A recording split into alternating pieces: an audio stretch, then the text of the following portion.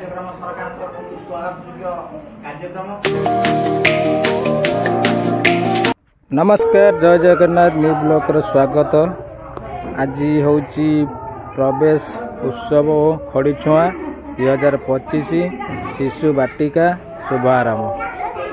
आज आम स्कूल रे खड़ीछुआ हूँ छोट छोट शिशुंकर जो शिशु माने अंगनवाड़ी आसिकी वर्तमान प्रथम क्लास रे पढ़िबे आ तांकर खड़ीछुआ आरंभ होईची।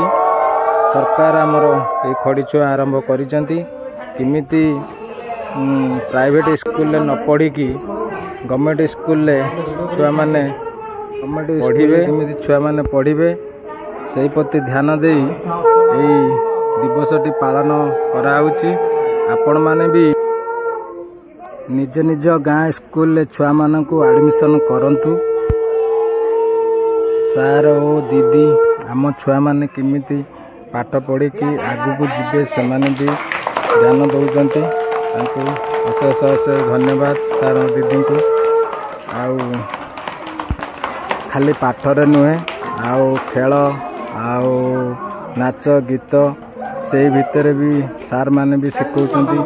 से किमिति छुआ सेतिरे भी आगु को जिबे सार दीदी भी शिखौचंती। देखंतु को भलिया होउची शेष पर्यंत देखंतु।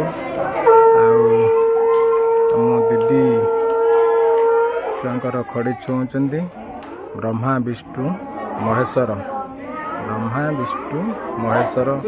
छुआंकु कहिकी खड़ी छुँचंती।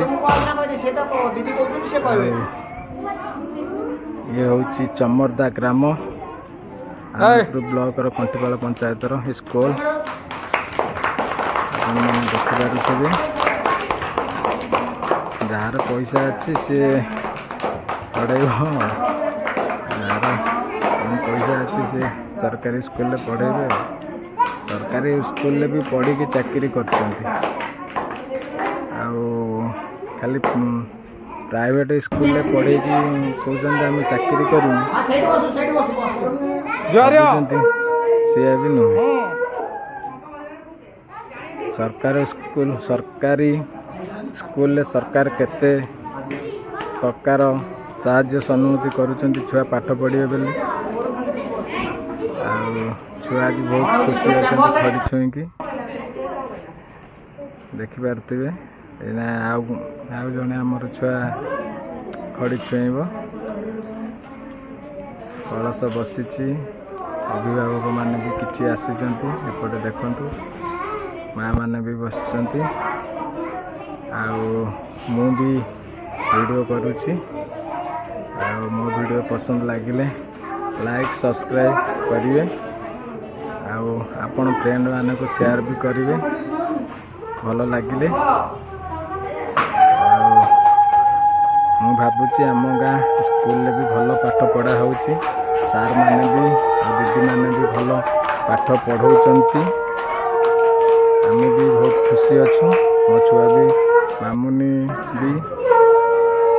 मामुनी ता स्कूल ना परी भी भल पाठ पढ़ुची। आम गाँ छुआ भी भल पाठ पढ़ुचंती।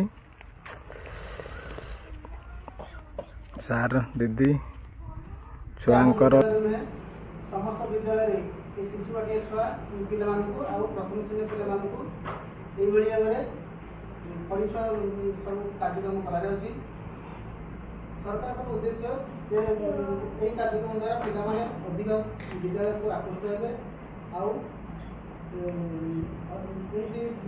प्राइवेट स्कूल को जमी पिला आकृष्ट होती से भाव में आम पिला छोट छोट पिला विद्यालय को आकृष्ट कर अणाव से सरकार बहुत प्रचेषा कर आमको विभिन्न प्रकार स्टल सब करने कहुई। एमती सब छुआर जो पाठपढ़ा जो व्यवहार सब सजे रखा जाए पिला सब देखा पिला सब देखिए पिला विद्यालय सहित प्रतिष्ठा हे। सहित एथर आगुरी कौन था ना प्रथम रु पंचम पर्यटन छुआ को व्यवस्था कराला पाठपढ़ा होगा किंतु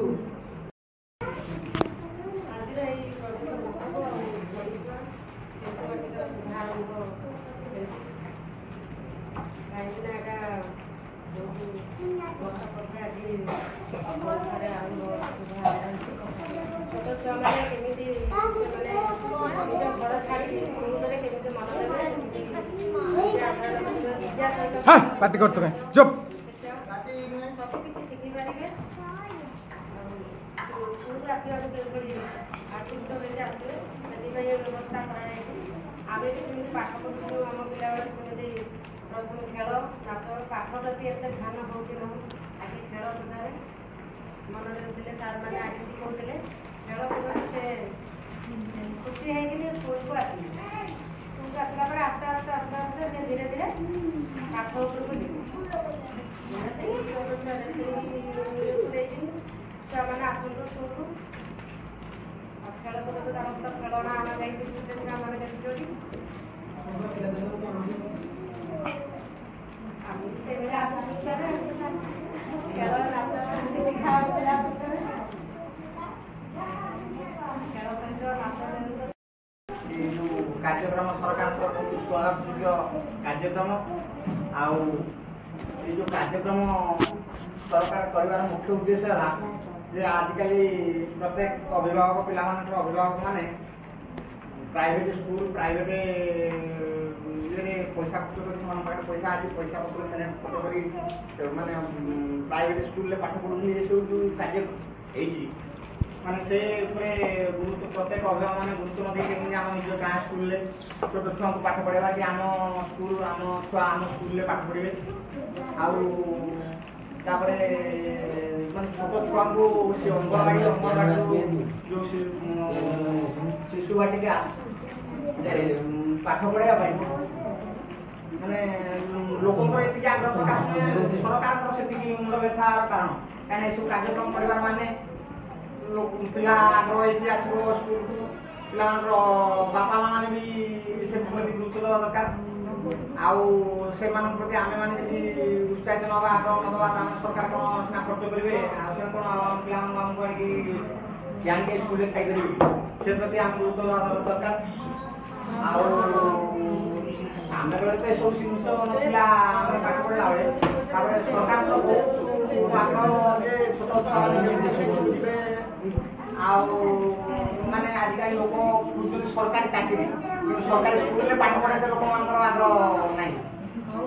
ପ୍ରାଇଭେଟ୍ ଚାକିରି ଲୋକ କଥା କହିଲେ ପିଲା ପ୍ରାଇଭେଟ୍ ଚାକିରି କରିବ କିନ୍ତୁ ଗଭର୍ଣ୍ଣମେଣ୍ଟ ଚାକିରି କରିବ କିନ୍ତୁ ପାଠ ପଢ଼ିବ ପ୍ରାଇଭେଟ୍ ସ୍କୁଲ ଏସବୁ ପ୍ରତି ଆମେ ମାନେ ଧ୍ୟାନ ଦେବା ତାହେଲେ ଆମ ସରକାର ବି କିଛି ଆମ ପିଲାମାନଙ୍କ ପ୍ରତି ବହୁତ କିଛି ସାହାଯ୍ୟ ସହଯୋଗ ଦେଉଛି ସେ ପ୍ରତି ବି ଆମେ ମାନେ ଗୁରୁତ୍ୱ ଦେବା ଦରକାର। ଆଉ ଏତିକି କହି ମୁଁ ବକ୍ତବ୍ୟ ଶେଷ କରୁଛି ଆଉ।